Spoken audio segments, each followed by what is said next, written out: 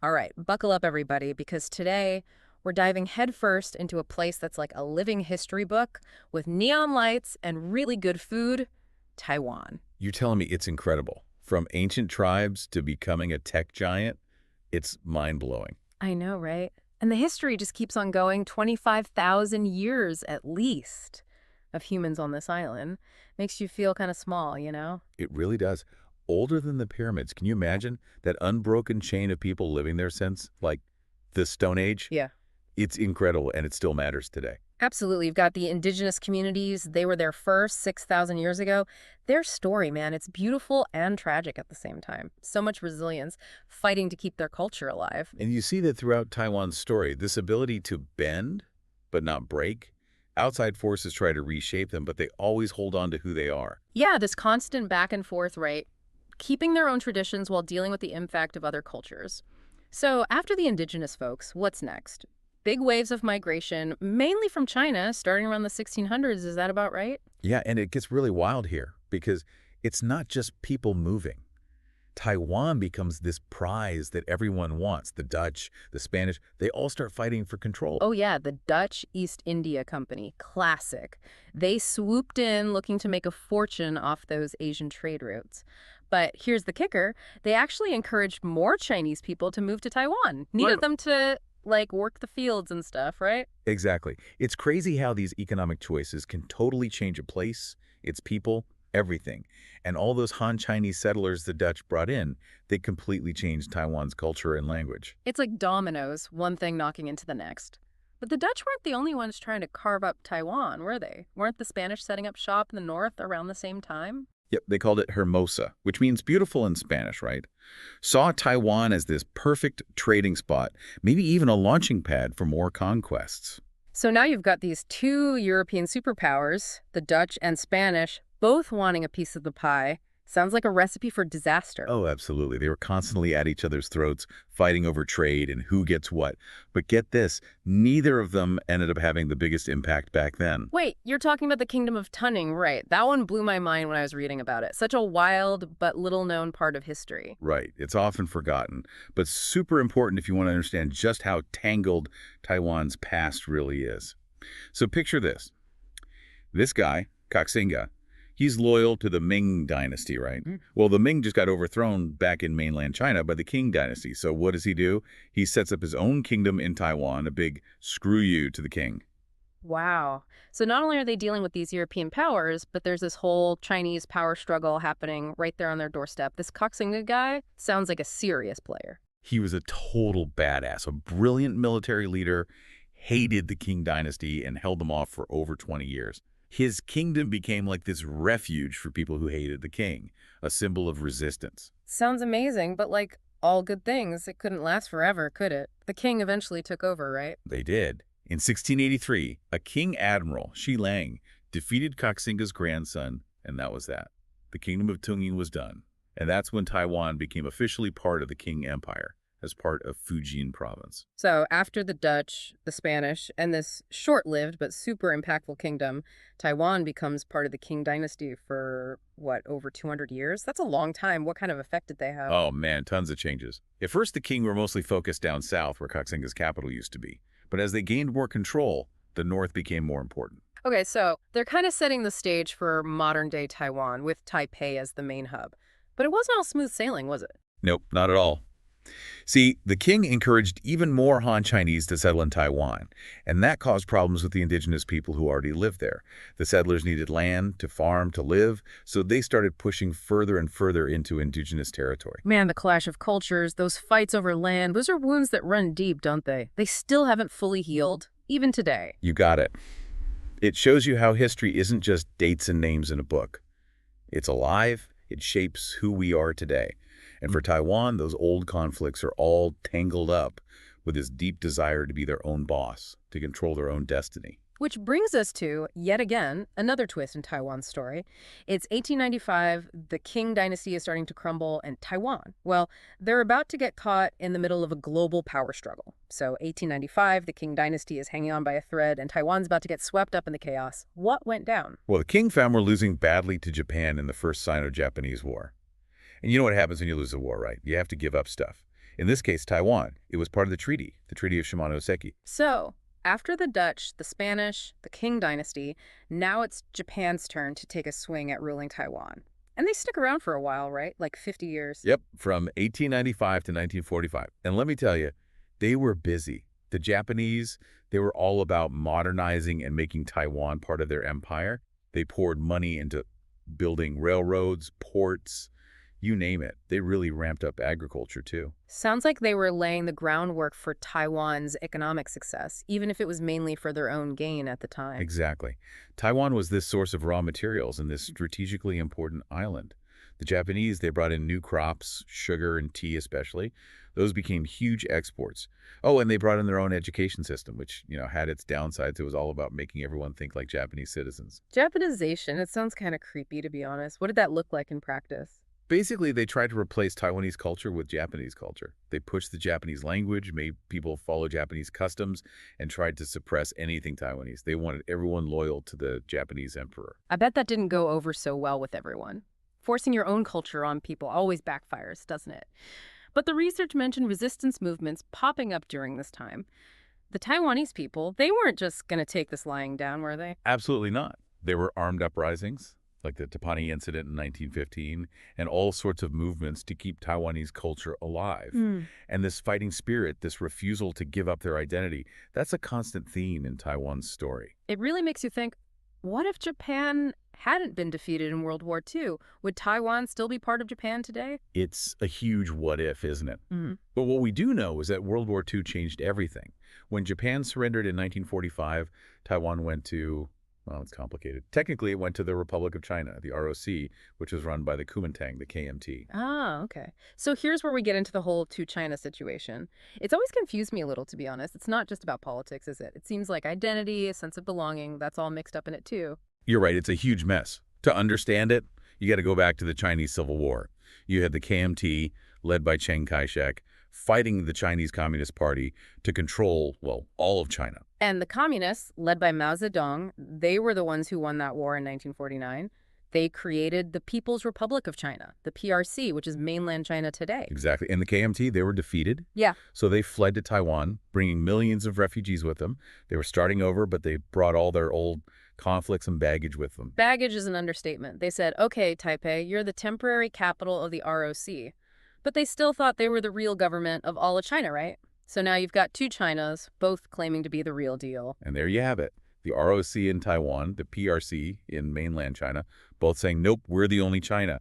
It created this massive problem that's still affecting Taiwan's identity, its politics, everything. It sounds like a recipe for tension and instability. What was it like for everyday Taiwanese people during those early years under the KMT? Honestly, pretty rough. Imagine, the KMT, under Chiang Kai-shek, they declared martial law, and it lasted for almost 40 years. They silenced anyone who disagreed with them. Their main goal was holding on to power. And maybe, just maybe, taking back mainland China someday. 40 years of martial law? That's wild!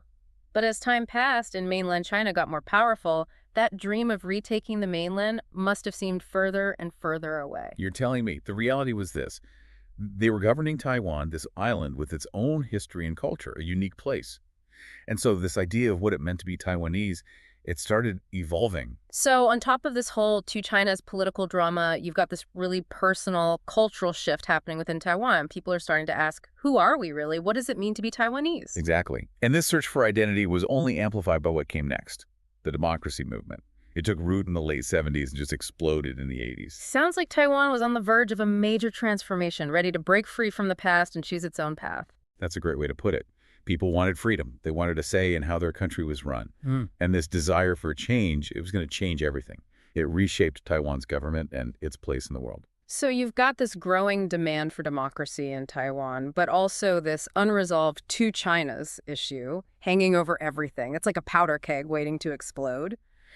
What were the big turning points that led to Taiwan becoming the democracy it is today? It was a perfect storm, really. Inside Taiwan, you had all these activists, students, intellectuals. They were fed up. They wanted political reform, an end to martial law, and they were brave enough to say it out loud. It's really inspiring how they never gave up on fighting for their own destiny. Absolutely. And globally, the late 80s saw this wave of people demanding democracy from Eastern Europe to South America. Authoritarian regimes like the KMT in Taiwan, they were feeling the heat. So pressure from within and pressure from outside, it all came together. It's almost like history itself was on democracy's side. Right.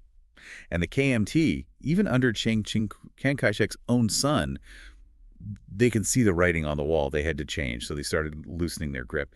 1987, they lifted martial law. Huge moment for Taiwan. I can't even imagine what that must have felt like. Decades of living under such strict control, and suddenly you're free. Free to speak your mind, form political parties, actually have a say. Exactly. It was this incredible moment of hope. And it allowed for opposition parties to emerge, the big one being the Democratic Progressive Party, the DPP. They wanted more autonomy for Taiwan and questioned this idea that reunification with mainland China was the ultimate goal. Which brings us to the big one, Taiwan's first ever democratic presidential election in 1996. Finally, the people got to choose their own leader. It was a landmark moment, not just for Taiwan, but for all of Asia. It showed the world that a country could go from dictatorship to democracy and survive, even with all the pressure from China. Such a powerful story of perseverance. But this newfound democracy didn't erase all the problems, did it? Mainland China never gave up on its claim over Taiwan. Nope, not even a little bit. The one China policy, the idea that there's only one China, that remained a huge point of conflict. From Beijing's perspective, Taiwan wanting democracy and its own identity, that was a threat to their dream of reunification. Talk about walking on eggshells. Trying to be a democracy, assert your own identity, and not make your neighbor angry when that neighbor is massive and sees you as part of their territory. That's Taiwan's reality in a nutshell. They've been doing this delicate dance ever since. And it takes a lot of skill. They have to understand what's going on inside Taiwan and how everything plays out on the global stage. So let's talk about Taiwan today. Everything we've learned paints this picture of a country that's not just democratic, but a total economic powerhouse, especially when it comes to tech. It's kind of incredible how they've managed to thrive with all this pressure. It's wild, isn't it? Taiwan's a small island, but they punch way above their weight. And a lot of it comes down to this one company, Taiwan Semiconductor Manufacturing Company. You probably know them as TSMC. They're like the kings of making computer chips. Oh, I know TSMC, they're a big deal. Our smartphones, cars, even those super advanced AI systems, they all use TSMC chips. Exactly. And that's just one example. Taiwan is the innovator when it comes to electronics, computers, even green energy. It's funny thinking back to the Dutch East India Company, they wanted to make money off trade, but I bet they never imagined that little Taiwan would be this tech giant someday, shaping the future of the world. It really goes to show history is full of surprises. But Taiwan's success is not just about gadgets and profits. It's their people. They work hard, they value education, and they're incredibly good at adapting and coming up with new ideas. We talked about education earlier, and you can see how important it is to them. They've put a ton of resources into it, and it shows. For sure. They have one of the highest literacy rates in the world. Their universities are top-notch. And it's not just about memorizing facts. They're all about critical thinking, creativity, and understanding the world. They're not just trying to keep up, they're leading the way. That combination of education and entrepreneurial spirit, it's pretty amazing. And get this, they've done all this while building a strong democracy and taking care of their people. Universal health care, social safety nets, a lively civil society. They've got it all. It's like they found the secret formula. They figured out how to have a booming economy and be socially responsible. It's pretty impressive. Taiwan really shows what's possible when a country embraces democracy, invests in its citizens, and isn't afraid to stand up on the world stage, even when things are tough. And speaking of tough, we can't forget about mainland China. That issue hasn't just vanished, has it? Sadly, no. In some ways, it's even more tense now than ever before. China has become more aggressive. Military exercises near Taiwan, trying to pressure them economically and diplomatically, basically trying to get the world to pretend Taiwan doesn't exist. That must be terrifying for Taiwan, having to live with that constant threat. It definitely is. But remember, this isn't new for Taiwan. They've been dealing with this for decades, and it's made them smart. They've built up their defenses, made strong allies, and most importantly, they're determined to protect their freedom. The research mentioned something about a porcupine defense strategy, like making themselves too prickly to attack directly. Exactly. They know they can't win a head-to-head fight with China's military. It's just too massive. So they've gone for a different approach. They're investing in things like highly accurate missiles, making it hard to land troops on their shores, and training their soldiers for exactly this kind of fight. It's like they're saying, come at us, but it'll cost you. High stakes, to say the least. The future of Taiwan, maybe even the entire region, depends on this delicate balance of power. That's the reality, and the world needs to pay attention.